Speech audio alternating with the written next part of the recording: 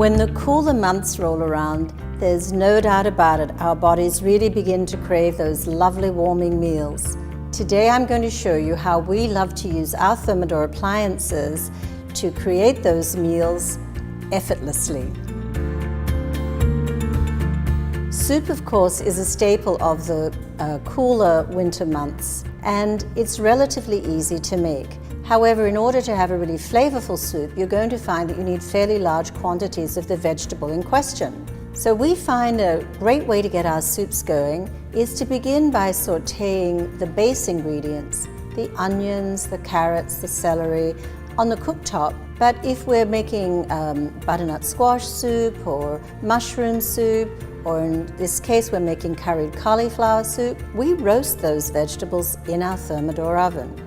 Now that's a great feature of this Thermador professional oven is the large capacity. This is a 3/4 sheet pan, and this is 2 heads of cauliflower chopped up. Once the cauliflower has roasted for about 20 to 25 minutes, it will have caramelized, have a great deal of flavor, and it will have reduced in size. So then we'll just add it to the base ingredients, pour on our homemade chicken stock, and simmer everything for another 20 minutes so the flavors really develop. Once the soup is cooled, we can chill it a little bit, puree it, and it's ready for serving with a delicious meal. The other important ingredient in great soup is really good chicken stock. Every time we make a chicken, we make stock, and we keep the stock in our freezer. Anytime we need stock for risotto or for soup or to add to any other dish, all we have to do is pop the container into the Thermador steam oven. We select the defrost cycle, and in about 30 minutes, the stock begins to defrost well enough for us to be able to add it to the soup.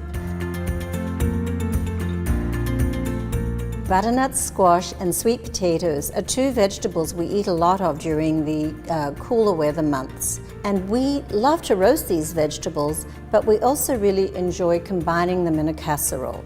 Our butternut squash casserole consists of cubed butternut squash and white-skinned sweet potatoes that can be sautéed on the cooktop or roasted in the oven with some onions.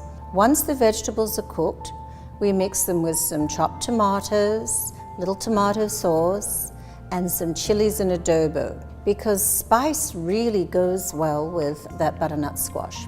Once we have the mixture prepared, then we make a polenta topping.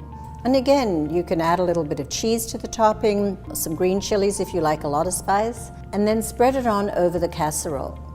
This is a very easy, flavorful casserole to put together. And if you're running short of time, you might just find that roasting the vegetables in the oven will make it much easier for you to prepare this delicious warming meal.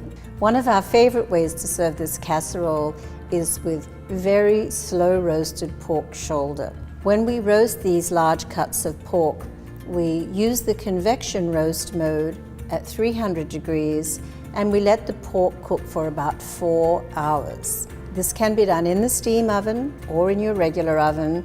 Really, with tools like this, the cooking can be very effortless and very easy. It's just planning to use the tools and knowing how to get the best out of each one.